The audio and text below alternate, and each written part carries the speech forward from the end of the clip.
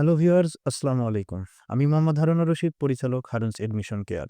আমি আজকে যে কারণে আপনাদের সামনে দাঁড়িয়েছি তার মূল কারণ হচ্ছে দুটো শব্দ। একটা হচ্ছে বধূ আর একটা হচ্ছে বধূ। হ্যাঁ বন্ধুরা, শুনতে দুটোই সেম হলেও অর্থ আলাদা আছে।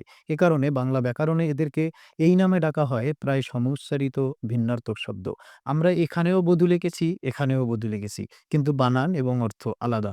এই বইয়ে চন্দ্রবিন্দু আছে, এই বইয়ে চন্দ্রবিন্দু নাই। এই ধয়ে হ্রস্বউকার আছে কিন্তু এই ধয়ে দীর্ঘকার আছে। এই দুটো বিষয় ক্লিয়ার করার জন্য আমরা এভাবেও বলতে পারি, তুমি আমার বধূ ছিলে, তুমি আমার বধূ হলে।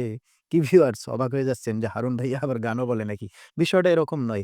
এই বধূ মানে হচ্ছে বন্ধু আর এই বধূ মানে হচ্ছে বউ। তাহলে বিষয় যেটা দাঁড়ালো, এই বধূ মানে হচ্ছে বন্ধু আর এই বধূ মানে হচ্ছে বউ।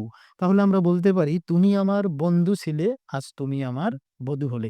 এইভাবেও আপনি মনে রাখতে পারেন গানের ভাষায়। আসসালামু আলাইকুম। ভিডিওটি দেখার জন্য ধন্যবাদ।